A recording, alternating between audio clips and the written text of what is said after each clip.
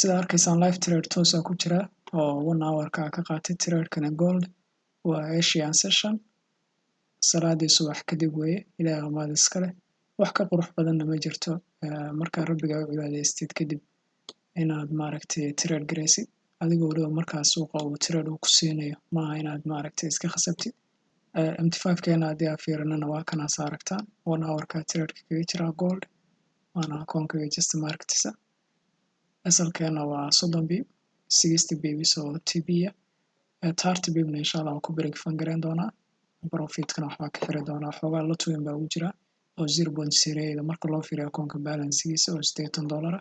hadda profit wayna wadaa sida arkaysaan alxamdulillah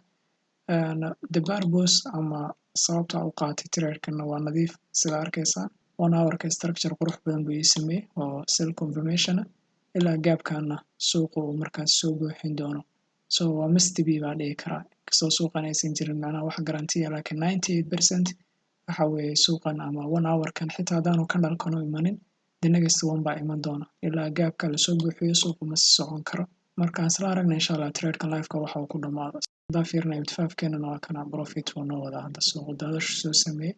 marka all the way waxa weeye tartiga xitaa gaabkani waa jira you see waa meel level aad u adag macnaha haddaa fiirisaan tartiga gaabka uu naga hooseeyo you see 15ka sidaas lamida waa kana soo arkaysa marka wax iska cad macnaha suuqan in uu yimaado halkaasi you see MT5-ka xaggan baa noo noqonaysa TB1-keena mafahanti okay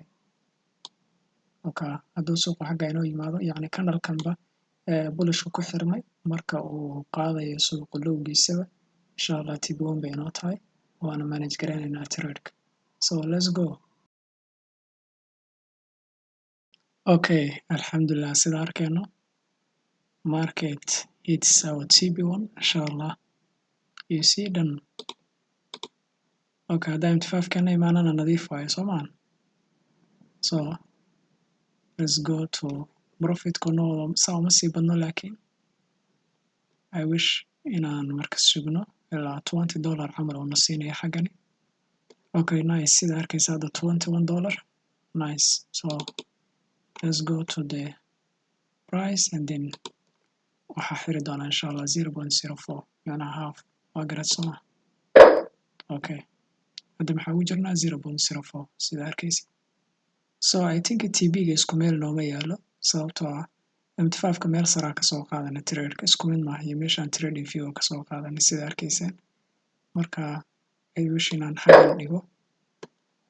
sababtoo ah sidaynu arkayno trading view-ga waa kana soo ma arkaysid isku meel ma noo yaalo macnaha oo gaabka dhexdiisa waa inaan imaano mafahanti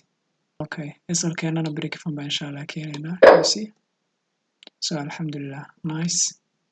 runtii wax ka qurux badan ma jirto sidaa bilowgiina inii soo sheegay you see must be in gaabka la yimaado sida inii sheegay so hadda gaabka waa la joogaa TB-geenana waa qaadanaynaa insha Allah